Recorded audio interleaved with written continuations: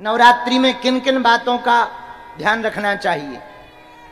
9 दिनों तक छौर कर्म नहीं करना चाहिए। छौर कर्म जानते हो? दाढ़ी बाल मूछ नहीं काटना चाहिए, नाखून भी नहीं काटने चाहिए, वरना जो नाखून काटकर भूमि पर गिराते हैं तो एक जगह हमने ऐसा पाया वो नख भगवती के प्रसाद में गिरते हैं, इसलिए नहीं काटना चाहिए। छौर कर्म भी नहीं करना चाहिए। 9 दिनों तक अभक्ष भोजन तो वैसे कभी नहीं पाना चाहिए। जो भोजन करने योग्य नहीं है, मांसाहार है, तामसिक भोजन है, ऐसा भोजन तो जीवन भर नहीं करना चाहिए। पर भैया कम से कम 10-12 दिन तो छोड़ दो।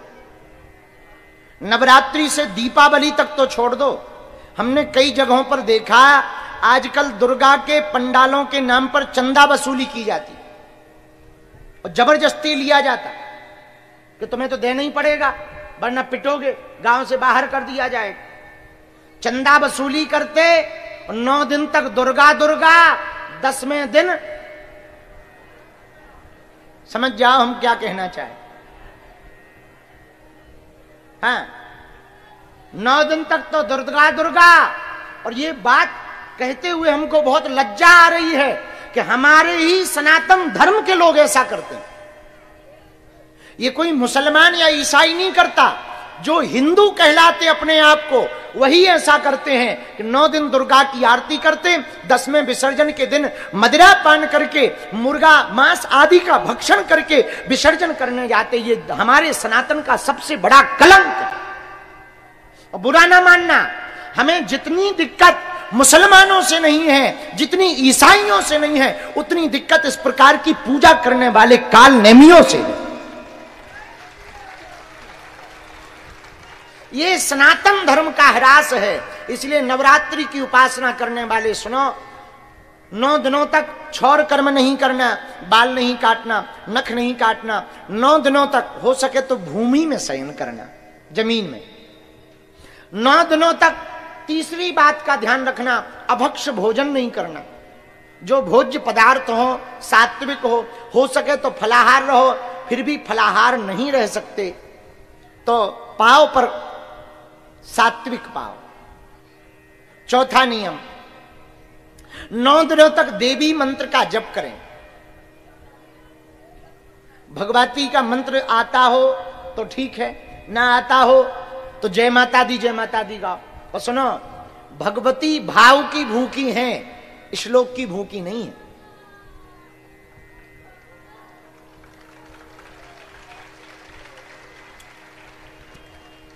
एक गांव में एक पंडित जी रहते थे, सीधे साधे बूढ़े पुराने। वो एक नदी के किनारे देवी का जप कर रहे थे तो उनका श्लोक शुद्ध नहीं था। तो नमस्तस्यै की जगह वो कहते थे नमस्तस्मै नमो नमः।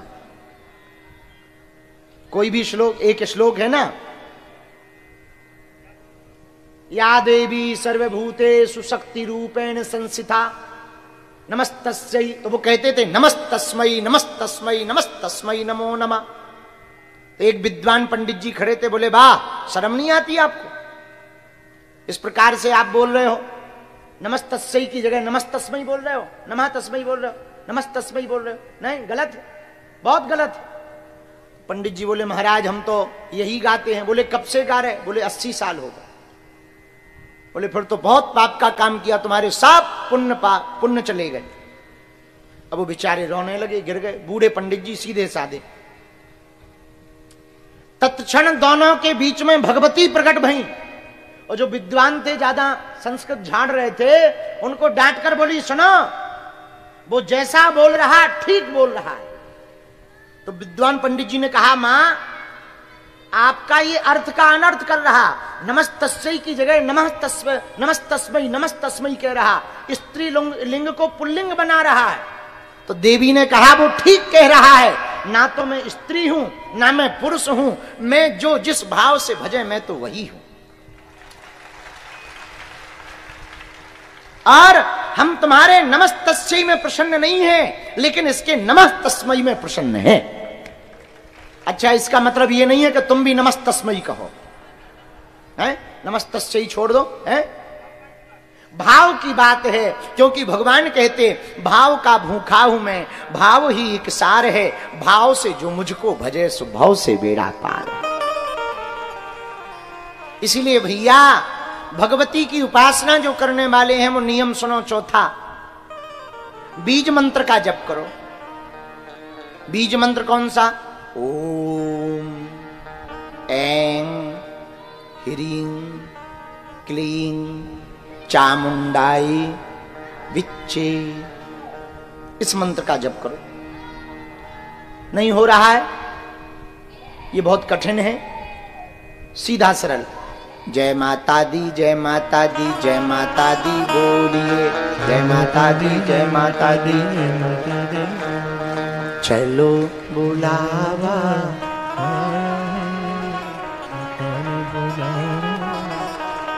हो, चलो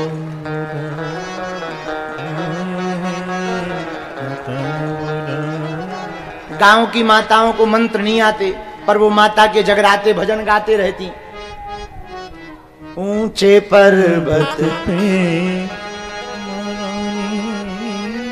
ने दरबार लगाया है, चलो बुलावा आया है, माता ने बुलाया है। तो आपको यदि भजन आए तो भजन गाओ, श्लोक आए तो श्लोक गाओ। कुछ भी नहीं आता तो प्रतिमा के सामने बैठ जाओ, बस उनसे कहो माँ हम कुछ नहीं जानते हैं, हम तुम्हारे पूत हैं, तुम हमारी माँ हो, यही जानते हैं। बस इतने में ही भगवती भैया प्रसन्न हो जाए। माँ को क्या चाहिए? माँ तो ममता की मूर्ति होती है। और भारत वालों बुरा ना मानना, आजकल जगह जगह पंडालों में देवी माता बैठी है, क्योंकि आज से नवरात्रि प्रारंभ हो गई है और नवरात्रि के पावन पर्व पर जगह जगह देवी माँ के पंडाल लगेंगे, जगह जगह प्रतिमा बैठाई जाएगी। पर प्रतिमा में माँ नहीं है, प्रतिमा में माँ है। यदि तुम प्रतिमा में मां को खोजोगे तो ना तो तुम्हें दुर्गा मां के दर्शन होंगे, ना काली मां के दर्शन होंगे, ना विंध्यवासिनी के दर्शन होंगे, ना चामुंडा के दर्शन होंगे, ना चंडी के दर्शन होंगे, क्योंकि मां प्रतिमा में नहीं है, मां तो प्रतिमा में है। और नवरात्रि पर जितने युवान बैठे हैं, हम प्रार्थना करेंगे अपने साधकों के, खासकर जो साधना कर रहे हैं, एक बात तुम पक्की मान लो, यदि तुम्हारे चित्त में, दिल में, मन में, भाव में, स्वभाव में, तुम्हारी वाणी में दूसरी स्त्री के प्रति यदि आदर नहीं है तो तुम्हारी दुर्गा पूजा बेकार है। भगवती के लिए कुपुत्रो जायते पूत कपूत हो सकता, माता कुमाता नहीं हो सकती, लेकिन शास्त्र कहते यत्र नार्यस्तु पूज्यन्ते रमन्ते तत्र देवता, जहां नारी की पूजा होती वहां देवताओं का वास होता। क्यों? नारी निंदा मत करो, नारी रतन खदान, नारी से नर उपजे ध्रुव प्रहलाद समान। इसलिए मां भगवती की उपासना करने वाले जितने साधक हैं, एक बात और बोलें, इन 9 दिनों में तुम कोई नियम का पालन करो या ना करो, पर एक बात अपने चित्त में रख लो, तुम मां का बालक बनकर जियो। क्या बनकर जियो? जोर से बोलो, बालक बनकर के जियो। उनको मात्र रूप में देखो, बालक बनकर के जियो। यदि बालक बनकर के जियोगे तो नवरात्रि की साधना तुम्हारी सफल होगी। पांचवा नियम है कि हो सके तो प्रातः काल ब्रह्म मुहूर्त में भगवती के दर्शन कर लें। साधना करने वाले भगत प्रथमा को यानी आज, पंचमी को, अष्टमी को और नवमी को 4 दिन, परमा यानी आज, पंचमी, अष्टमी और नवमी जो देवी साधना करते हैं उनको 108 लौंग की माला बना करके देवी को चढ़ानी चाहिए। 108 लौंगों की माला बनाकर प्रथमा को, पंचमी को, अष्टमी को, नवमी को किसी एक दिन या 4 बार 108 लौंग की माला बनाकर उसी माला से जय माता दी या ओम नमः चंडिकाय नमः ये मंत्र का जप या बीज मंत्र जो बोला वो या गुरु मंत्र का जप बोलकर पूरी माला का जप करके देवी को चढ़ा दें, फिर बाद में उसी माला को उतार कर अपने घर पर रख लें। सदैव देवी का वास तुम्हारे आसपास रहेगा। आज प्रथमम शैलपुत्री चा, द्वितीयम ब्रह्मचारिणी, तृतीयम चंद्रघंटेति कूष्मांडेति चतुर्थकम। आज पहला दिन शैलपुत्री का है। शैलपुत्री मां की उपासना करने वाले साधक सुनो, पहले दिन मां शैलपुत्री पर्वत की पुत्री की पूजा की जाती है। भगवती मां पराम्बा शक्ति पर्वत की पुत्री के रूप में है। उनकी पूजा किस भाव से करनी चाहिए? जैसे पर्वत अपनी बात के लिए हर परिस्थिति में अडिग रहते हैं, खड़े रहते हैं, चाहे आंधी हो, तूफान हो, पानी बरसे, पर्वत खड़े रहते हैं। वैसे ही साधक को भी पहले दिन शैलपुत्री की पूजा करके ये प्रण लेना चाहिए, पृथ्वी पलट जाए पर हम नवरात्रि का नियम नहीं छोड़ेंगे, उपासना का नियम नहीं छोड़ेंगे। तो आज का दिन संकल्प का दिन है। कौन सा दिन है? बोलो बोलो बोलो। उपासना के प्रारंभ में संकल्प का दिन है। आज संकल्प लिया जाता है हम 9 दिनों तक ये करेंगे, ये नहीं करेंगे। तो पहला नियम आपको, 5 नियम आपको पता चल ही गए। भूमि पर शयन करना, अभक्ष भोजन नहीं करना, नख सिक आदि छौर कर्म नहीं करना, नाखून आदि काटना नहीं है, सब में देव दृष्टि रखना, स्त्रियों में, माताओं में भगवती के दर्शन करने की चेष्टा करना, बीज मंत्र का जप करना, भगवती की आराधना करना, प्रथमा पंचमी अष्टमी और नवमी को लौंग की माला डालना, भगवती को दर्शन करके प्रणाम करके उस माला को अपने घर पर फिर स्थापित करना। इन 9 दिनों में 9 रूपों की साधना करनी। आज के दिन रात्रि काल में जो पूजा करें, शाम को जो पूजा करें वो शैलपुत्री माता के नाम से पूजा करें। जो भी भक्त साधक शैलपुत्री माँ की पूजा आराधना करके मां शैलपुत्री को खीर का भोग लगाते हैं, उनको भगवती शैलपुत्री रूप में देवी माता कृपा करके आशीर्वाद देती हैं, हर मनोरथों को पूर्ण करती हैं।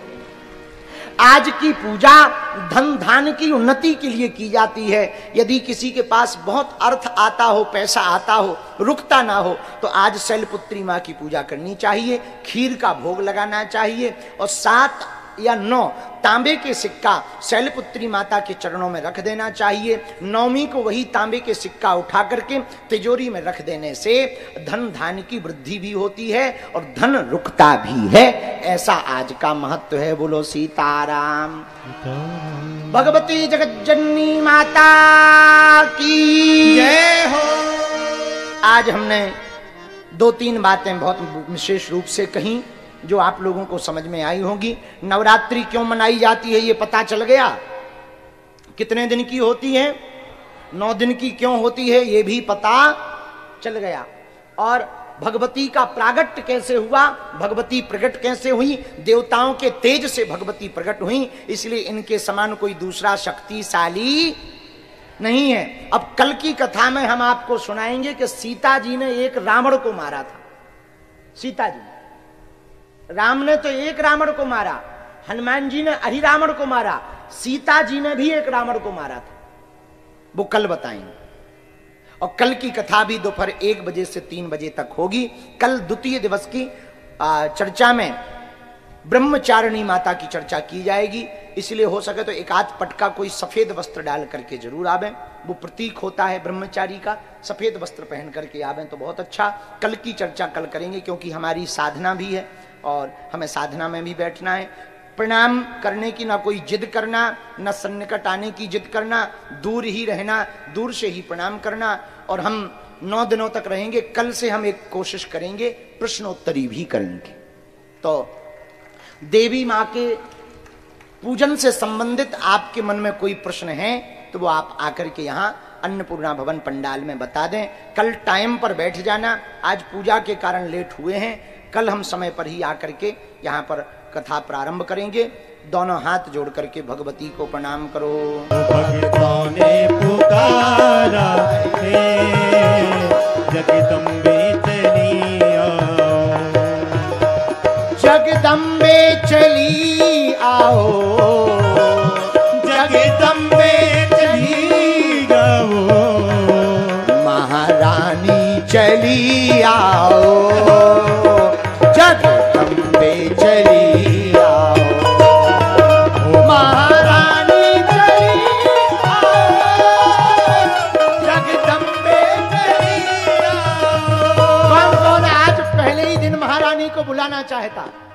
दोनों हाथ उठाओ, पक्का या कच्चा? जोर से बोलो ना। तो ताली कौन बजाएगा? पड़ोसी झूमते हुए।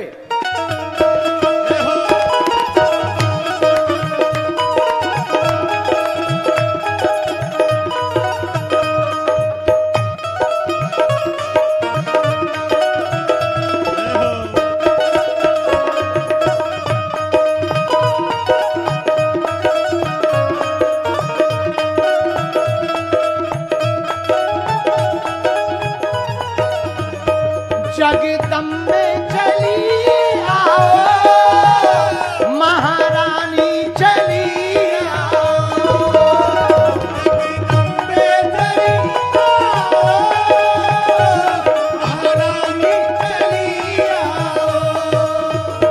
भक्तों ने पुकारा है, भक्तों ने पुकारा है, भक्तों ने पुकारा है, भक्तों ने पुकारा है। मेरे द्वार चली आओ, जगदम्बे चली आओ।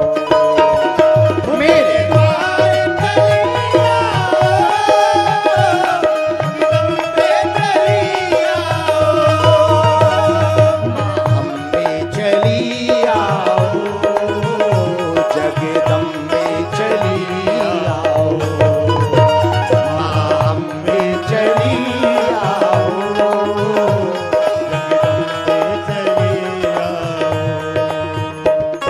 रानी से जो भी प्रेम करते दोनों हाथ उठाओ और बुलाओ, माँ अम्बे चली आओ। गाओ माँ, अरे ऐसे नहीं, जरा जोर से गाओ। माँ अम्बे चली आओ,